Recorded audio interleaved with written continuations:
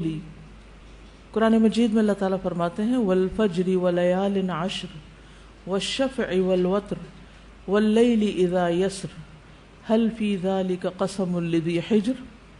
قسم ہے فجر کی اور 10 راتوں کی اور جفت اور طاق کی اور رات کی جب وہ چلتی ہے، یقیناً اس میں عقل والے کے لیے بڑی قسم ہے. 10 راتوں سے مراد ذوالحجہ کا پہلا عشرہ ہے، پہلے 10 دن ہیں جو انشاءاللہ کل سے شروع ہو جائیں گے. اور اگر مہینہ 30 کا ہوا تو پھر کب سے شروع ہو جائیں گے؟ پرسوں سے شروع ہو جائیں گے. ٹھیک ہے، یہ دنیا کے سب سے بہترین دن ہیں. رسول اللہ صلی اللہ علیہ وسلم نے فرمایا دنیا کے دنوں میں افضل ترین دن 10 دن یعنی عشرہ ذوالحجہ ہے. یعنی پورے سال میں سب سے زیادہ امپورٹنٹ ڈیز کون سے ہیں؟ ذوالحج کے پہلے 10 دن. لہٰذا ان 10 دنوں میں جب انسان کوئی بھی نیک عمل کرتا ہے تو وہ نیک عمل بھی اللہ تعالیٰ کو باقی دنوں میں کیے ہوئے نیک عمل سے زیادہ پسندیدہ ہے. عام دنوں میں ہم جو کچھ نیکیاں کرتے رہتے ہیں ان کا اجر و ثواب بھی ملتا ہے، لیکن ان دنوں میں جب خاص طور پر کوئی اچھا عمل کرتا ہے تو اس کا اجر و ثواب کئی گنا زیادہ بڑھ جاتا ہے. رسول اللہ صلی اللہ علیہ وسلم نے فرمایا اللہ کو کوئی نیک عمل کسی دن میں اس قدر پسندیدہ نہیں جتنا کہ ان دنوں میں پسندیدہ ہے، یعنی عشرہ ذوالحجہ. صحابہ نے عرض کیا اے اللہ کے رسول، کیا جہاد فی سبیل اللہ بھی نہیں؟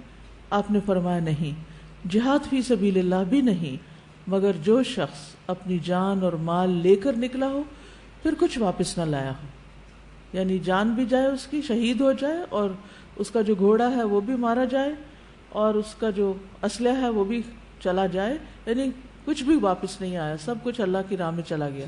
اس کا عمل بہرحال سب سے زیادہ پسندیدہ ہے یا سب سے زیادہ آگے ہے. ورنہ باقی جتنے بھی لوگ جو کچھ بھی نیک کام کر رہے ہیں سال بھر میں، ان سب سے افضل ہے وہ کام جو ان 10 دنوں میں ہم کریں گے انشاءاللہ.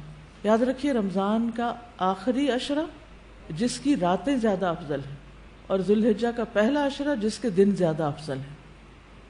تو اس سے یہ پتہ چلتا ہے کہ ان دنوں میں انسان کو پھر خاص طور پر اچھے کاموں کی طرف رغبت کرنی چاہیے. نبی صلی اللہ علیہ وسلم نے فرمایا اللہ کے نزدیک ذوالحجہ کے 10 دنوں میں نیک اعمال بہت زیادہ پاکیزگی اور بہت بڑے ثواب کا باعث ہیں. تو اس سے ہمیں 2 چیزیں ملتی. نمبر 1 پاکیزگی، ٹھیک ہے، یعنی ہمارے گناہوں کی معافی کا ذریعہ ہے، ہمارے تزکیہ کا ذریعہ ہے ان دنوں کے نیک اعمال. اور دوسرے زیادہ ثواب کا ذریعہ ہے. یعنی عام طور پر جیسے ایک نیکی کا اجر 10 گنا ہے تو ان دنوں میں کئی گنا زیادہ بڑھ جائے گا. نبی صلی اللہ علیہ وسلم نے فرمایا اللہ کے نزدیک عشرہ ذوالحجہ کے دنوں سے بہترین کوئی دن نہیں. ایک آدمی نے عرض کیا اللہ کے رسول، کیا یہ افضل ہیں یا ان کی گنتی کے برابر اللہ کے راستے میں جہاد کرنا افضل ہے؟ یعنی 10 بار. آپ نے فرمایا ان کی گنتی کے برابر اللہ کے راستے میں جہاد کرنے سے بھی زیادہ ہی افضل ہیں، سوائے اس شخص کے جس کا چہرہ مٹی میں ملا دیا گیا ہو، یعنی وہ شہید ہو گیا ہو. تو جب اتنا بڑا موقع آ رہا ہے ہمارے سامنے تو ہم اس کو یوں ہی گنوا دیں، یہ نہیں ہونا چاہیے. ہمیں نہیں معلوم کہ اگلے سال ہماری زندگی میں یہ دن آتے بھی ہیں یا نہیں، ہم اس سے پہلے ہی نہ دنیا سے چلے جائیں. اس لیے بہت ضروری ہے کہ ان 10 دنوں کی پلاننگ کریں کہ ہم نے کیا کیا کرنا ہے.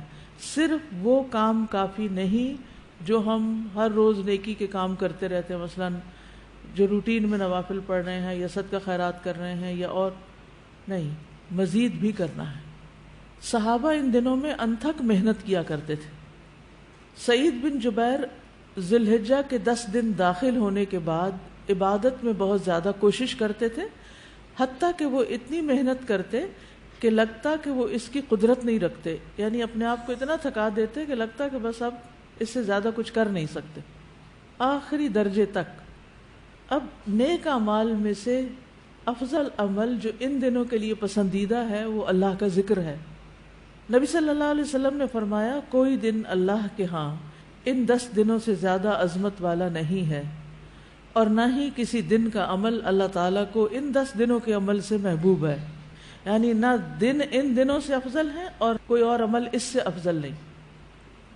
بس تم ان 10 دنوں میں کثرت سے لا الہ الا اللہ، اللہ اکبر اور الحمدللہ پڑھو، یعنی تحلیل، تکبیر اور تحمید. اب اس کے لیے یہ جو کلمہ نا سبحان اللہ والحمد للہ ولا الہ الا اللہ واللہ اکبر، یہ ان تینوں کلمات کا مجموعہ ہے اور اس میں سبحان اللہ کا اضافہ بھی ہے. آتا ہے آپ کو؟ یہ پڑھیے ذرا.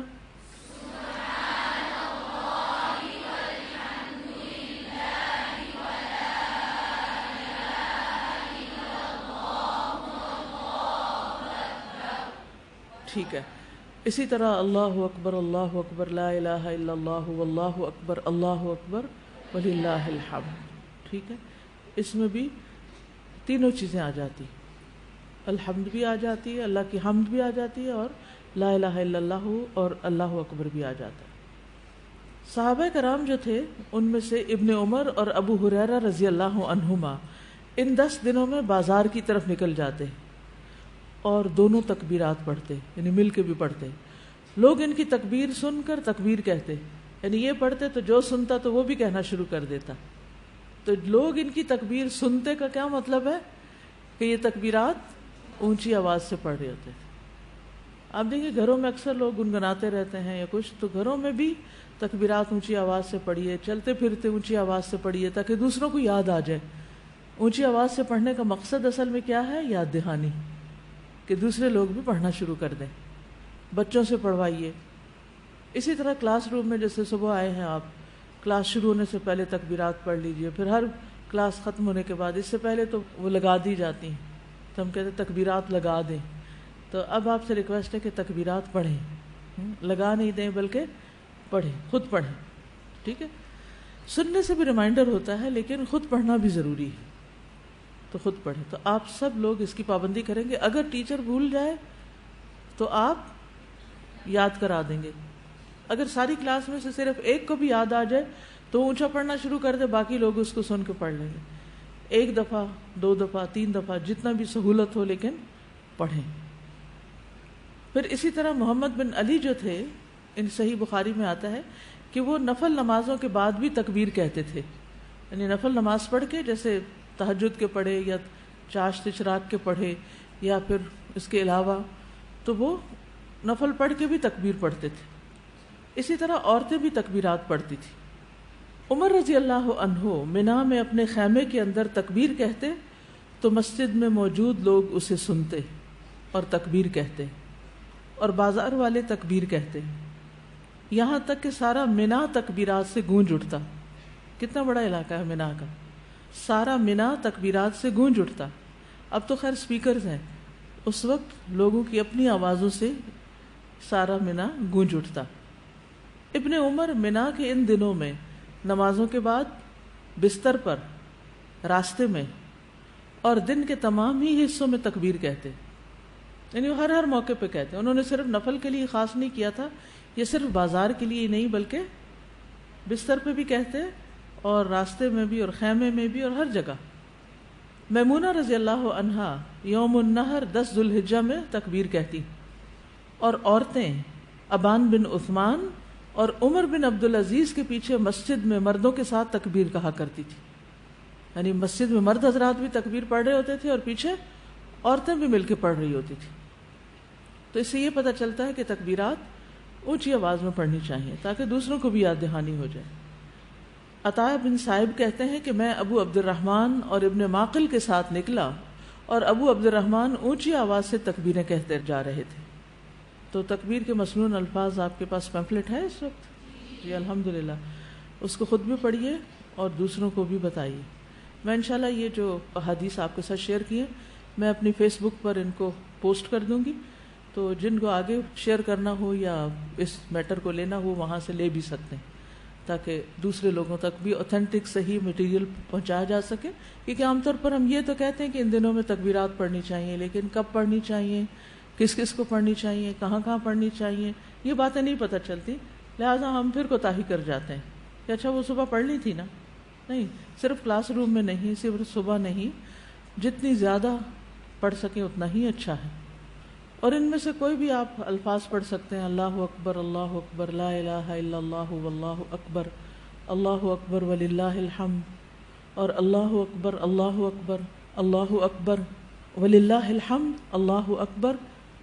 اسی طرح اللہ اکبر کبیرہ، اللہ اکبر و اجل، اللہ اکبر وللہ الحمد. پھر اللہ اکبر اللہ اکبر کبیرہ. تو اللہ اکبر کبیرہ والحمد للہ کثیرہ وسبحان اللہ بکرۃ واصیلا بھی آپ پڑھ سکتے ہیں. ٹھیک ہے، آخر میں اللہم اغفر لی بھی کہہ سکتے ہیں. دوسرا اہم کام جو ان دنوں میں کرنے کا ہے وہ 9 ذی الحجہ کا روزہ ہے. اس روزے کی خاص فضیلت ہے جس سے انسان کے گناہ معاف ہوتے ہیں، اور یہ دن 1 سال گزرے ہوئے اور 1 سال آنے والے گناہوں کا کفارہ بنتا ہے. لیکن اس کے علاوہ بھی آپ باقی دنوں میں روزے رکھ سکتے ہیں. خاص طور پر جن کے رمضان کے روزے رہتے ہوں وہ ان دنوں میں قضا کر لیں. جو شوال میں نہیں کر سکے، ذوالقعدہ میں نہیں کر سکے، اب ذوالحجہ میں کر لیں. اجر کا اجر ہے اور اپنے فرض کی ادائیگی بھی ہو جائے گی. شوال کے روزے تو الگ الگ رکھنے پڑتے ہیں، لیکن یہ آپ ملا کے بھی رکھ سکتے ہیں، کیونکہ ان پہلے 8 دنوں کے روزے کو مخصوص نہیں ہے. یہ ہم نفلی روزے ثواب کی خاطر رکھتے ہیں، لیکن اگر قضا رکھ لیں تو بہت اچھا ہے. پھر اسی طرح یہ دن حاجیوں اور غیر حاجیوں کی معافی کا دن ہے. کون سا دن؟ 9 ذی الحج کا دن. صحیح ترغیب کی حدیث ہے، نبی صلی اللہ علیہ وسلم نے فرمایا، تمہارا دوپہر کے بعد عرفات میں کھڑے ہونا تو اللہ تعالیٰ آسمان دنیا پر نازل ہوتا ہے اور فرشتوں سے تم پر فخر کرتا ہے. فرماتا ہے کہ میرے بندے میرے پاس کھلے اور گہرے راستے سے پراگندہ حالت میں آئے ہیں، یعنی تھک تھکا کے آئے ہیں، جو میری رحمت و جنت کے امیدوار ہیں. بس اگر تمہارے گناہ ریت کے ذروں یا بارش کے قطروں یا سمندر کی جھاگ برابر بھی ہوں تو میں انہیں بخش دوں گا. میرے بندوں لوٹ جاؤ، تم بخشے بخشائے ہو. اور ان کی بھی مغفرت ہے جن کی تم نے سفارش کی. یعنی جو لوگ حج پہ گئے ہوئے ہیں، اگر وہ آپ کے لیے دعا کریں تو وہاں نہ صرف یہ کہ ان کی بخشش ہوگی بلکہ باقی لوگوں کی بھی بخشش ہوگی. اور خصوصاً آگ سے رہائی کا دن ہے. حضرت عائشہ کہتی ہے کہ رسول اللہ صلی اللہ علیہ وسلم نے فرمایا، اللہ سبحانہ و تعالی عرفہ کے دن سے زیادہ کسی دن اپنے بندوں کو دوزخ سے آزاد نہیں کرتا، اور اللہ اپنے بندوں کے قریب ہوتا ہے. پھر فرشتوں کے سامنے اپنے بندوں پر فخر فرماتے ہوئے فرماتا ہے کہ یہ سارے بندے کس ارادے سے آئے ہیں. حالانکہ اللہ تعالیٰ کو خود بھی پتہ ہے، لیکن اللہ تعالیٰ خوش ہو کے ایک طرح سے پوچھتے ہیں کہ یہ کیوں آئے ہیں. فرشتوں کی گواہی بھی شامل ہو جاتی کہ یہ سب اللہ کی بخشش حاصل کرنے کے لیے آئے. اور پھر ساری فضیلتیں 9 ذی الحجہ پہ ختم نہیں ہو جاتی، بلکہ 10 ذی الحجہ جو ہے، جو عید کا دن ہے، وہ بھی بڑی فضیلت والا دن ہے. اور اس دن جو بہت اہم کام کیا جاتا ہے وہ کیا ہے؟ قربانی. تو مجھے امید ہے کہ آپ سب نے قربانیوں کا بندوبست کر لیا ہوگا. اگر ہر شخص الگ الگ نہیں کر سکتا تو مل کے بھی، اکٹھے ہو کے بھی قربانی کر سکتے ہیں، کیونکہ جان کا صدقہ تو کبھی بھی کیا جا سکتا ہے. تو عام دنوں میں کرنے کے بجائے ان دنوں میں انسان کر لے، ان دنوں میں پیسے جمع کرا لے. خاص طور پر غریبوں تک جو پہنچایا جاتا ہے گوشت، اس میں انسان اپنا حصہ ڈال لے. کہ کچھ لوگ محنت پہ لگے ہوئے ہیں، وہ دور دراز علاقوں میں قربانی کے جانور پہنچاتے ہیں، گوشت پہنچاتے ہیں. تو ہم خود تو وہاں تک پہنچ نہیں سکتے. اگر ہر شخص یہ کام کرنے لگے تو ناممکن ہے، کیونکہ جانوروں کی ٹرانسپورٹیشن یا خود ایون سفر کر کے وہاں جانا، یہ سب کچھ بڑی مشکل کام ہے. لیکن اگر اس کے لیے ہم پیسے جمع کروا دیں تو جو لوگ کر رہے ہیں وہ ہمارے حصے کا بھی کام کر دیں گے. تو مجھے امید ہے کہ آپ سب نے الہدا کا قربانی پروجیکٹ جو ہے اس کے بارے میں سن رکھا ہوگا.